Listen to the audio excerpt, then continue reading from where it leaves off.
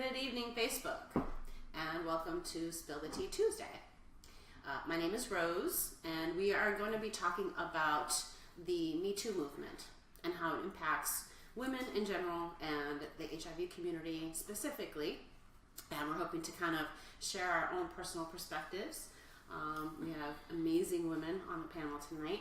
And we're going to start with an icebreaker after everybody introduces themselves so we can kind of get the conversation started. So I'm going to start to my right. Hi, I'm Gabriella. Shadil. I'm Allison. I'm C. Okay, awesome. So what we're going to do right now, first and foremost, is we're going to read some scenarios. And what I'm going to ask you guys to do is you have green, yellow, and red lights. And what I want you to do is, as I'm reading each sentence, you let me know if you feel that the person in this scenario has consent to continue with any type of sexual activity. All right, they're couples in this relationship. All right, so the first scenario is Rose and Miguel had been going out for several months. Okay, we got one of each here. They had hooked up, quote unquote, in the past. Yellow light, green light. Rose has expressed to Miguel on several occasions that she desires to remain a virgin until marriage. Red light, yellow, so she's not sure about that? Okay. They often sleep at each other's rooms in the same bed. Red light. Are you all confused about Rose? Okay. Yeah, that's mixed messages. On at least one occasion, the touching went further to touching general areas. On this night, Rose and Miguel decided to take their relationship to the next level. Yellow light. She's given the green light. Rose and Miguel began to engage in oral sex. That's a green light. Both parties were actively enjoying this activity.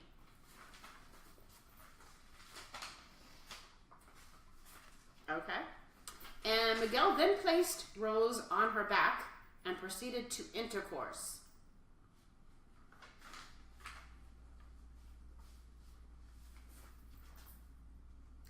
Rose stared blankly off and became silent.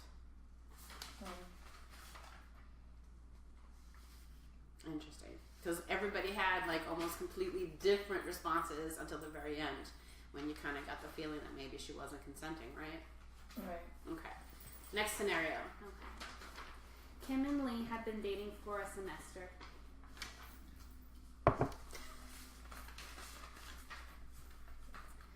Kim is a freshman and Lee is a senior. They were hooking up in Lee's room one afternoon after class.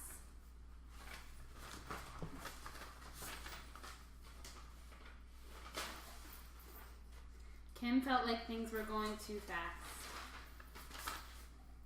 Wants an agreement there. Lee tells Kim, "I thought you really liked me, and I thought this could be a special time." Bye. Kim really likes Lee, but doesn't want to move too quickly. Lee begins to question whether or not Kim trusts him. He also says things like, "We've been going out for a semester and it's time you made me happy." He continues to say things like, "I've been waiting for such a long time, you're lucky I'm still with you." He also says, "Come on, Kim, it will be special." After some time, Kim gives in to his requests. Everyone So totally still, agreed. everybody totally agreed. Okay. Last scenario. Rich and Keisha are out at a bar with some mutual friends. The two are acquaintances through these friends. So they're not really friends, they just know each other. After several drinks, the two are seen dancing together. As the evening progresses, Rich and Keisha's friends want to leave for another party. Noticing that Rich and Keisha are having a good time, the friends take off to the other party. An hour later, Rich asks Keisha if she wants to leave. Rich and Keisha look around for their friends and realize they have left. Rich offers to give Keisha a ride home.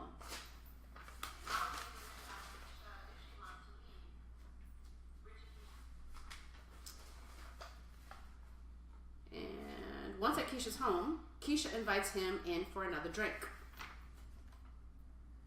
Still red? Okay. Rich and Keisha are really hitting it off. They have several more drinks while talking. Keisha holds Rich's hand. Rich leans over and begins to kiss Keisha. The couple moves from the couch to the bed, where they proceed to take off their clothes. Keisha slurs her speech and falls off the bed. Rich helps her back on the bed and proceeds to intercourse. Keisha is out of it, so Rich hurries up and finishes. Okay. So, in those three scenarios, it's all about consent, right? The first one, what did you guys think of? I heard somebody say something about mixed messages, right? And that's, I think, something that a lot of us as women have a tendency to do without intention. That's my own personal opinion. I think sometimes we feel uncomfortable talking about sex, and so when we get in those situations, like me personally, I'm thinking back to being younger. I didn't feel strong enough to vocalize that I wasn't comfortable proceeding, or I was intimidated and thinking this person wasn't going to like me if I said no. And you go through all of those, battles in your head as it's happening, but the actions are still happening. That's kind of like what my perspective was of the first scenario. Well, I said mixed messages because she said she wanted to stay a virgin, but then you hear you were having oral sex. So now you put yourself, the scenario, she put herself in the situation because now he's all hot and bothered in the room and she's laying on her back. It's whether she said, if she did say, well, right now I'm not feeling comfortable with this, let's stop.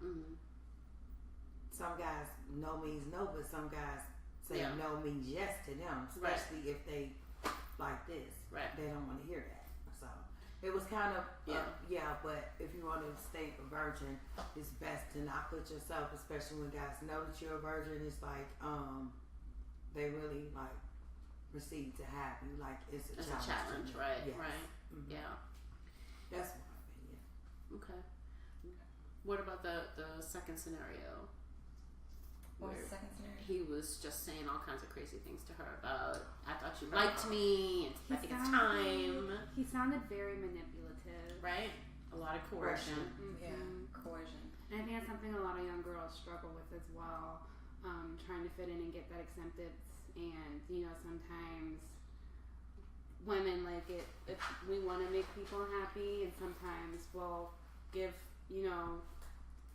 put ourselves kind of on the back burner to make others happy. So People pleasing. exactly. Yes. Which, historically, I think women are raised to be that way. That, we're caretakers, we're people pleasers, we want to make everybody happy and make sure that everybody's taken care of. But to take it to that extreme, each person, on an individual level, it's whether you have, self-esteem, whether or not you're insecure about stuff.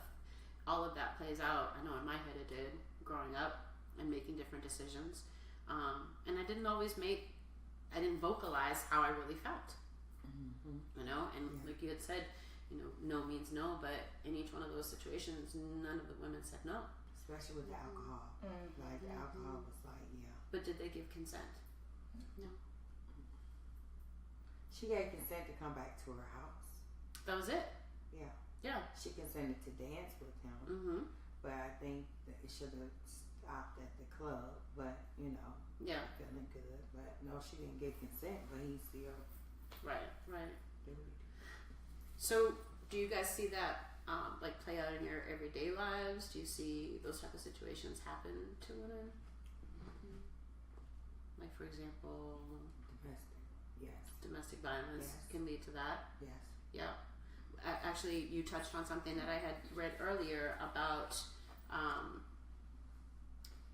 domestic violence playing a role in all of that, because the scenario that I had read was a woman who was positive, HIV positive, and in a domestic violence situation, and the husband threatened to bring charges against her Right. because she was trying to leave him, Mm-hmm. and he was going to lie and say, well, I'm going to just tell people you never told me you were positive Mm-hmm. if you try to leave me.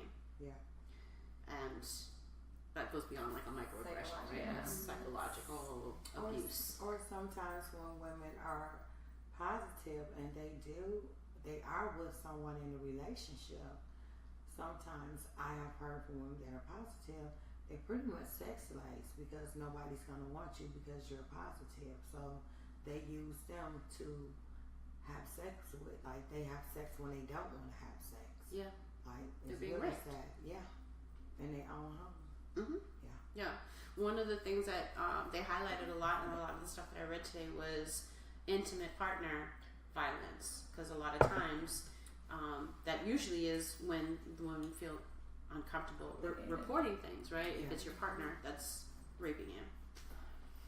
How do you say no if you're married? How do you say no? when Right. That is. Are you supposed to? Right. You know, because you hear that old adage, it's a woman's duty. Mm-hmm. I'm sorry. I was like, I keep looking at Celia because you're the only one I know that's married. But still just the thought of that, like, oh, this belongs to me. I guess. Right. I mean, we have to kind of take into account all of those different things, and not that you have to agree or disagree or accept it, but we're raised in a patriarchy, right? So we're raised in a male-dominated society where when you get married, you take on your husband's name. So it's, and most people don't remember the root of that is like you're his property now, right? That's why we take on their names. And that's why the vows were changed too, as well, right? Right. Thank God. Yeah, they took out the word obey. I'm sorry, let me stick to this subject. But all of these different things do have an intersectionality, right? Because they all have multiple factors. Like for me growing up, I know personally I had a lot of insecurities, so that kept me silent in lots of different situations. And like the insecurities came from lots of different places, from my own head, but also from the stuff I'm reading and from stuff that I had experienced, traumas in my life. And so to overcome all of that, and then also be bombarded with messages from society, right? So we're supposed to be prim and proper, but everywhere you turn around, there are naked women selling everything. They're selling hamburgers and cars, and like, I don't mind seeing it, but Okay. but the message is lost, right? Agreed. Right.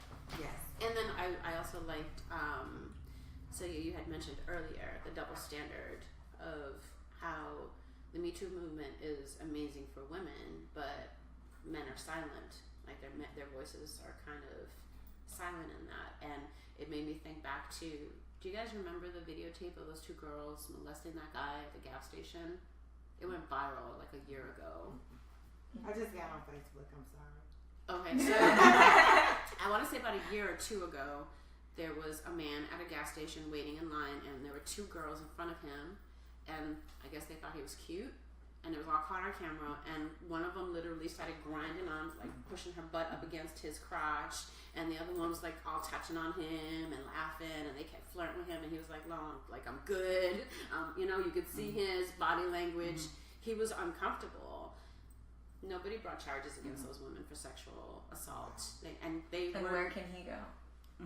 Well, there's lots of places he could go, but will he be taken seriously? Touche. Right? Because the law is the law, and I think I was the lone voice out of all my friends. I'm like, that's not okay. That's not okay, And it's a weird dynamic. It's a weird dynamic that when people see that, and I see so many people that I think have common sense, and they're like, he enjoyed it. You guys, do you remember that videotape at all? No. Okay. Do you know of any men who've ever shared that they experienced that type of thing? Yeah, I was with a group of friends, and we were walking, and I got catcalled, and I never really appreciate it. I don't know why people think it's a compliment. And so, I voiced that I was upset, and one of my guy friends, he was like, that happens to me all the time, you never hear me complain about it. And I was like, oh, never even really occurred to me. But it does happen to them as well. Yeah. And I wonder why they don't feel as uncomfortable as we do. What do you think? I don't know. It's a tricky one. I don't know if maybe it's like the masculine thing to like not say anything. You're supposed to like it.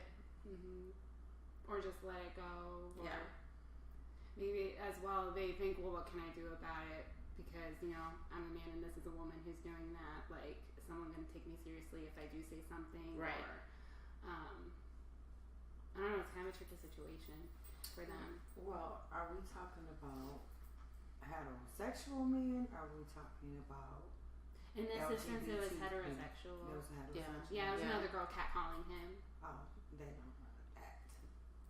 Some of them, the majority of them, they're okay with it, but it's not cool, right? At all, for male or female Yeah. or LGBT. Yeah. It's just not cool. But more with heterosexual, they kind of receptive to it.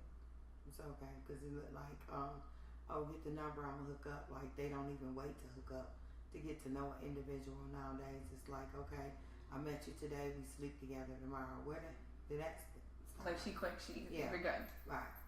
But it bothers you. It bothers me too. I don't like that. I don't address that. I don't even turn my head. Matter of fact, I can walk past you and don't even give you no eye contact. Please don't look at me. But some people, it don't bother them. But it's very offensive, male or female. But some guys, it don't bother them because they just think that's like another notch in the belt. I'm gonna tap that and move on to the next. And they wonder why we have a problem out here. But do you think it's how we're raising the different genders? Oh. Some of them are being raised. That's the problem. Some of them are being raised, and some of them are raising themselves. True. Yeah. So Sure. it all depends on the individual and the home that they're in, because some homes, it all depends on the race as well. It plays a lot of diversity about everything. Yeah. So you touched on lots of different things. It's Yeah. like depending on whether or not they're gay or straight, the culture that they're in, whether they're Right. white, black, Latino, age group, Age group. different age groups deal with things differently. Religion.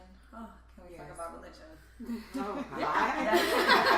That's Yes, we just can. definitely Let me like take a sip. Hold on. She was several deep. sips. Yes. Religion So many things. definitely plays a big part. So, how does it play out? Because in my mind, religion really oppresses. Most religions really oppress women, and we're almost like cattle, you know. So Obey the man. Everything in the Bible. If you go back to the scriptures, and a Right. lot of religions will quote that for you and Right. be like, "Oh no, this is definitely what you're supposed to be doing." exactly, And since it's in the books and that can play and a God factor. said, right, That can it definitely play a factor in whether or not somebody is at risk for something. And if you're raised and you don't know anything other than, most definitely. Yeah.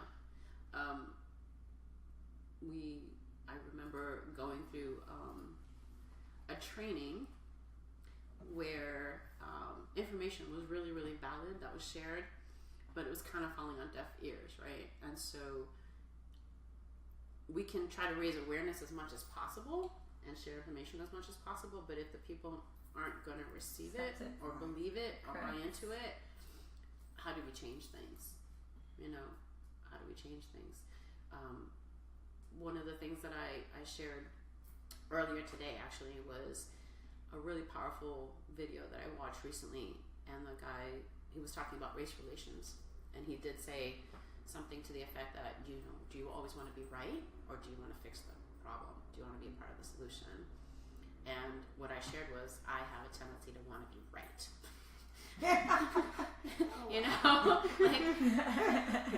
Because I know I'm right, and I know I'm justified in my feelings, and I know it's the right thing, the ethical thing. So like, you're wrong and I'm right, and you just have to think how I do. And that doesn't, like, bashing people over their heads with a message, no matter how valid, doesn't work. It just doesn't work. So that's what I'm trying to work on. But like, what are some things that you guys struggle with when it comes to trying to raise awareness about women's issues? Oh God. Where's the list start? Raise women issues. Frank, you want to go first? Go ahead. Okay. Yes. Yeah. Just education to begin with. The fact that our youth aren't educated in their sexual health, they aren't educated across the board. We're now having to teach adults sexual health, and how difficult is that when you've had someone teaching you or not teaching you your whole life about what is right and what isn't right and what consent is, and now you're coming over here and now you're telling me no, this is not it. Like, this is something that needs to be seeded from birth. Yes, from youth or Yeah. education. Yeah. Education is one of the biggest things that we're missing. What do you guys think? Some of the women's issues. I know for me, being a lesbian, I know that I've heard stories of same-sex couples where if a situation happens like domestic violence or whatever, they're not taken very seriously. They're not even, some states don't even consider it domestic violence because they're roommates. They don't even recognize them as partners. So, like, is there actual crime that's been committed? You know, and that just, all the craziness of where it starts, where, you know, just by your identity can cause certain one of your rights to be limited, and that's insane to me. What do you guys, as far as other stuff that you've seen?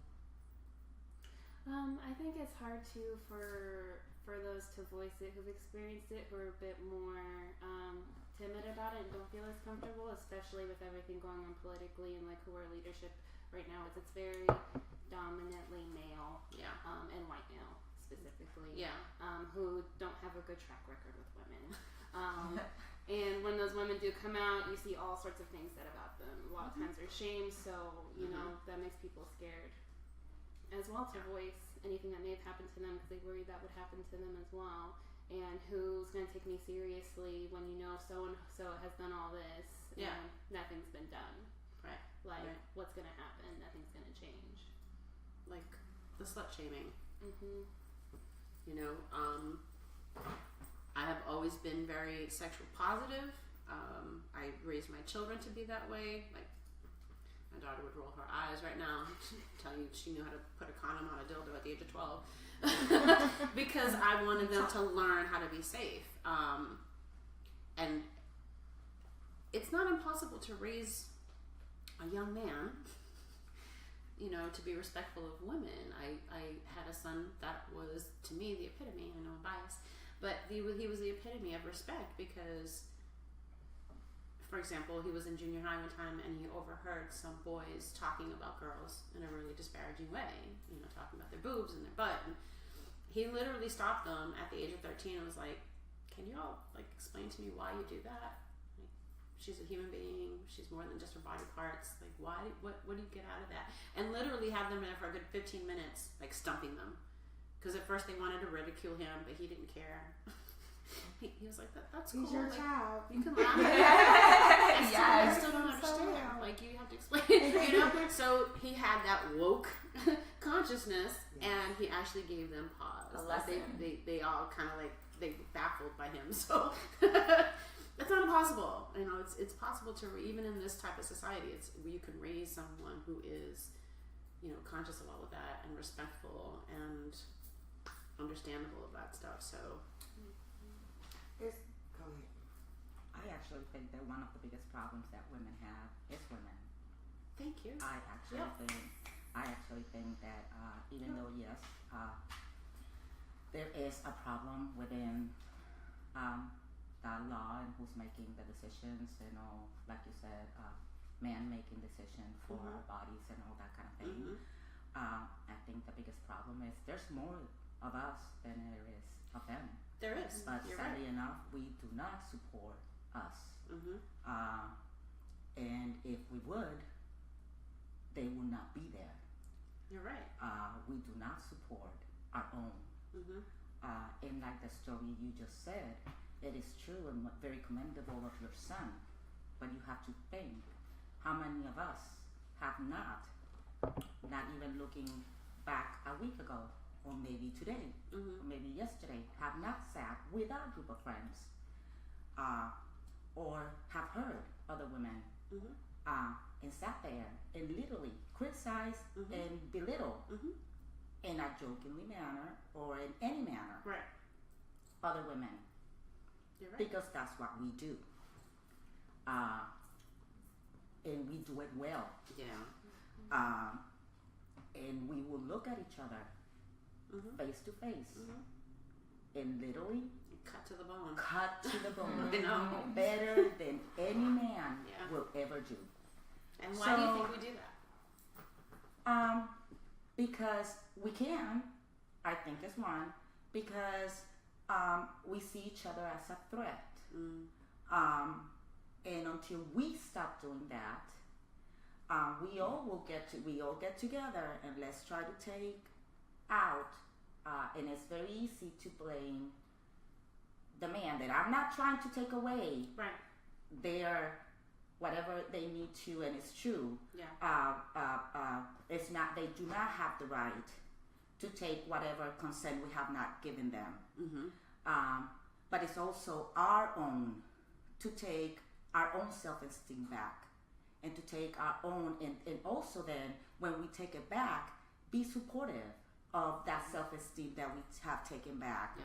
Not go ahead and say, well, that's why you can't get a man, or that's why you can't get a partner, because you're just a bad person.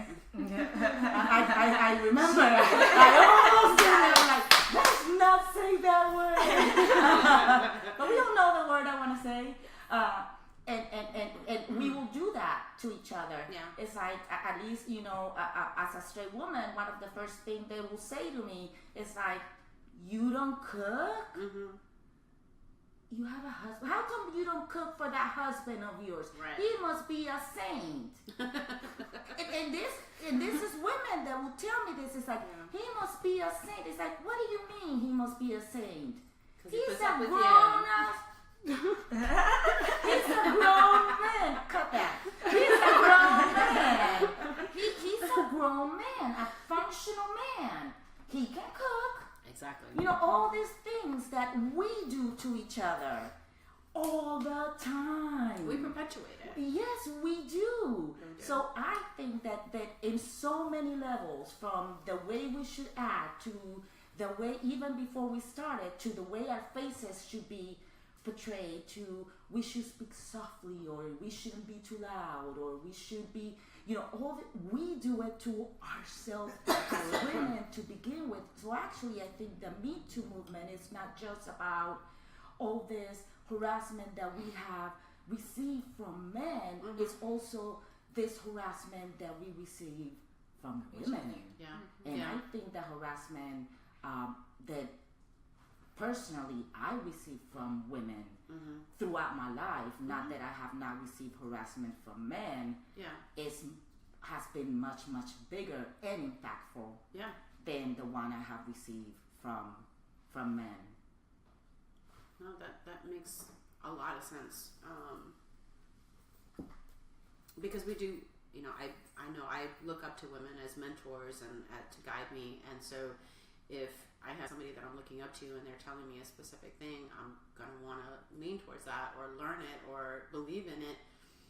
I am grateful that the short time that I had my mom, she definitely instilled a very strong independent streak in me. She was a very, very strong independent feminist woman. So I'm grateful for that. Thank But you. on top of that, my feminism, not that my mom wasn't a strong person, she is Right. a very strong person. Right. But I learned most of it from my dad. I learned most of it from my Yeah. father, not actually so much from behavior, from things that he said. Right. Some of the things he always told us is like, you have to teach people how to treat you. Yeah. You have to teach them. You don't tell them. Yeah. You don't allow somebody to treat you the way you don't deserve. You deserve them. Yeah. You teach them. And if you don't think you deserve to be treated that way, you just don't put up with it. And that includes family, Yeah. friends, everybody. You Yeah. just don't put up with it. And that's as clear as day. And that always stuck with me, and I just don't. And I do not apologize for it, not even a little. And you're super lucky I was that going you to had say, that. because not many of us have that. Right. Not Mine even was the no. Bible. This is what it says. This is what you need to do. This is how you act. And if it's not that, then Yeah. and that created a lot. That created a lot to become rebellious and go against exactly whatever it is that they said. So it created a lot, but it also educated me. I wouldn't say necessarily in the right way, because I think growing up it negatively impacted me because I became promiscuous. Like I did many things that probably, but I learned, and I was grateful that I learned and I was able to get to a certain point. But I could only possibly think about how many other people that didn't speak up or didn't say anything. Exactly. And yeah. And you know, as you were saying, like, you know, we're kind of taught these gender roles right from birth, and you're expected to be a certain way, and certain, you know, for the most part, we're a little bit more oppressed with how we're supposed to dress, how we're supposed to act, how do we carry maybe ourselves. los pantalones you were wearing they were too short, or maybe they were. And I was like, damn, you'd hear this from like your mom, or maybe you shouldn't have worn that shirt. And you're like, well, damn, like. And you never hear them saying things like that to boys, right? I do say to my son, shorts and a boy can be too short. I'm sorry. If you can see grapes, I think that's too short. Yeah, no, That's not about I'm good word. with seeing anybody's It's stuff. not about word. But you can say genitals. It's okay. Just, you know. I'm not gonna let my son walk around showing grapes. So yeah, that's too short. Gotcha. But you know what I'm saying? No, but it's my son grew up with old women. He's the only boy. Right. So he had it tough the other way Yeah. because he couldn't get out of line. He was the minority in the house. Yeah. See, because I think back to like when I was in school and that dress code, like I The can't tell you. fingertips be Yep. yes, And it I had to remember be that. like 3 fingers for your strap, and if not, you were sent home because it was distracting. It was And inappropriate, why is my distracting. friend's house Like gonna like? Shouldn't I be here learning? Like I had never seen a boy get sent home ever, even though the pants were like literally like to the ankles. You could see boxers and everything. But I would get sent home because my shorts, you know, Were came 2 here on my fingertips fingers. wrapped. So I missed 2 classes. oh Yeah. yeah, I had ISS and everything. I was like, damn. Yeah. No, that's very true. And we do that even to children. Like, we as adults are the ones who are sexualizing them. You know, children, when they're little, don't think about that stuff, but we're looking at them and we're actually putting adult thoughts on them. So don't dress her that way. You shouldn't put. She's 6. Like, she's not going to care if her panties are showing. She's 6. You know, we're the adults. We're the ones who are sexual, putting a sex But how do thought you protect attached that, to that. when you have people out there that are Right. predators? Yeah. Right. And how do you protect your children? Like that has definitely given me a whole nother light on trying to Yeah. raise children. Yeah. Because it has been extremely difficult on how to teach them, but to create that boundary where I'm like, okay, this is what's right. Right. But at the same time, there are still people out here in the world, and Yeah. So I think I took it to an extreme with my kids because they take after me. And although, like I said, I'm very sex positive with them, I made sure that they understood their own personal boundaries and that they had to keep themselves safe. So, like, my daughter doesn't have any hair on her tongue. Like, I remember her coming home from high school one day. She made friends with these guys years later, but their first impression of her was like, whoa, because they were trying to get her attention. She was walking across the campus and they were whistling at her and dog whistling and hey mommy and hey boo and hey shorty, and she turned right around, got up in their face, was like, listen, you see this nameplate? This is my name. Yeah. I'm not shorty, I'm not boo, I'm not honey. And they were like, oh, relax. She's like, no, this is my name. So that's kind of how I raised them, like, to be fierce and to stand their ground, like, and it is a double-edged sword, especially for women, because I never wanted my daughter to feel any kind of oppression about her gender or about her sexuality, to be able to embrace it, because I know what I faced growing up. But at the same time, she's like 90 pounds soaking wet, you know, so I want her to be safe, you know, so it's trying to make sure that they have a strong voice, but still being able to enjoy themselves and protect themselves in the world. That's so crazy. But that's why I'm grateful for the Me Too movement, because I feel, it's definitely given women a platform, and it's definitely, I think, strengthened some women and feeling united, like you were talking about, you know, showing unity and strength and force. I also wanted to touch on the trans community, because one of the things that I read that I felt was really powerful, and I shared this earlier before we started, was one person who was female to male after they transitioned heard about the Me Too movement and shared his experience prior to transition, how he had experienced sexual assault. But then the more he saw other people's posts, it was all women and it was all about women, and he just felt that his voice wasn't a part of that. So he took his post off, and I felt that was really sad, you know, because everybody can experience some type of sexual aggression or assault. He took that inner. It's not. That's what people gotta come out of. Yeah. Because everybody, they're over here doing this, so I feel like I don't have a voice. That's on you. Do you understand what I'm saying? You gotta know who you are. I know people don't like me because I'm very voiceful, I'm blunt and straight up. Guess what? That's I'm not gonna fill in the blank. Okay? That's on you. Do you understand? Yeah. I'm sorry.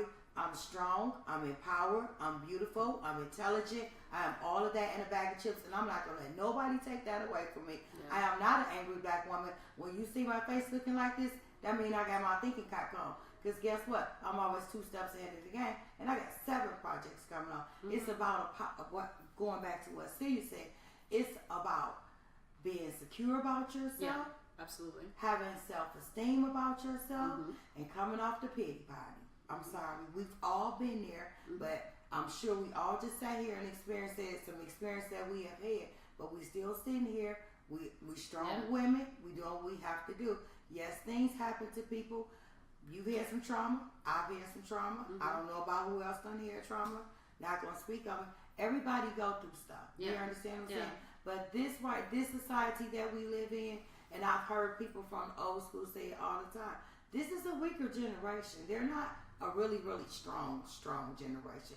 This is my opinion. This is from my observation. It's like, oh, woe is me. Get off the damn pity party. Sorry. And cut that. Thank you.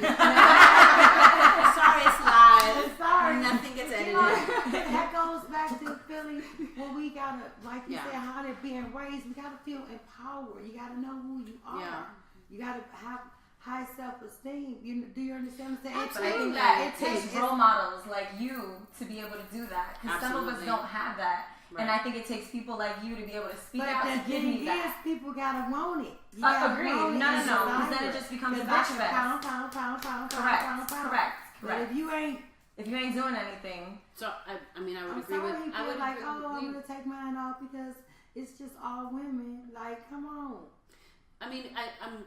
You both have valid points. I think, from my perspective, I didn't have that self-esteem until I had it, right? And so you have to get to a place where you understand you're worthy of fighting for yourself, and that's not everybody can achieve that, unfortunately, because if you face certain traumas in your life, you might have the inner strength to overcome it, and then other times you may not, and you may need that extra support. There's something to be said about and coming from. I think what when you have always had it, it's hard to understand why somebody else don't. And I haven't always had it. and to be maybe But you have the strength to strong. find to it. find strong. it and to be sympathetic maybe of somebody that has not or hasn't been able to find it.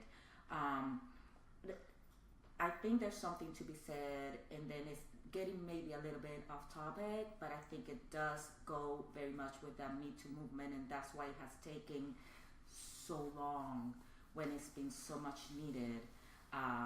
For so long, that actually with so many other things that need to be happening right now, that is the mental health situation within this country that is pretty much non-existent.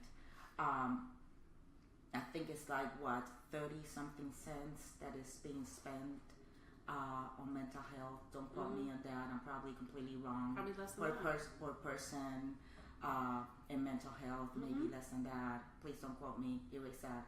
But I think somewhere I saw that. But it's so little, and the amount of especially with everything that's going on, like you said. So many families that the children, like you said, that have, if they're not being raised where they're gonna get it, they need, something needs to give, and so many things. If you come out as an LGBT community, if you are transgender, if you, so many things that people are dealing with, mental health is necessary to, because you're not getting that support anyplace else. Right. So to have that available to you in any shape or form, I think is so necessary to find that inner strength and to get some tools to be able to deal with things on your own. And if you don't have that, it takes years and years and years, and sometimes you never do. And then we go back to letting people abuse you and take advantage of you, and not finding your voice, and not finding your placing it, that your 2 feet being put in the ground and saying, no, I deserve this. Or possibly becoming an abuser yourself, which exactly can happen. becoming. So it's just so many things. Yeah. It's like, I got a lot to say about that. No. I understand about, this is how I feel when I was born, but when you get to going into changing body parts and this how I want to live my life as a transgender, then I mean that's where counseling comes in. Those are decisions that you make. Right. Those are decisions that you have done. This is my personal opinion. Right. Okay? Because I'm a little over it, so I got to be very honest. So I'm not gonna go too deep into it, but I'm a little over it. If you say you're born and that's how you feel, I respect that, because nobody's gonna tell me how I feel. Right. But when you go into making choices and changing and how you want it, those are choices and decisions that you make. So of course, it's gonna be, that's a big change from a man changing from a woman, or a woman changing to a man. So of course, someone told me, because I'm like, how can you just up one day and do that? They said, well, I go to counseling. So for him to be like, oh, all these women, nobody's hearing me. Do you understand? Come on now. It wasn't so much that nobody was hearing him. I feel that he was saying that he did experience sexual assault, and he felt a part of the movement until he saw that there were no other men sharing. And that's when it wasn't so much that it was all about women. It was like, okay, I'm the only male voice, and because other men experience this. Yeah. So That's true. that's when he was like, you know what? It was almost like he felt like he was being disrespectful, as including himself, and so he removed himself from it. But then where does that leave that person without support? Because they're still a victim. And how do you have the confidence to leave it up there that maybe potentially could give Another the voice man might for have heard many? it. And then I think that's how the Me Too, because it builds It's a a ripple foundation effect. for those people Absolutely, that couldn't. absolutely, and it helps us all have, I think, a better understanding of different things. You know, so on that note, we can wrap it up. I really, really appreciate you guys hanging out with me and spending the night here. And sharing all of your information. I really, truly appreciate it. So thank you all on Facebook, and we will see you next month for Spill the Tea Tuesday in April. Bye.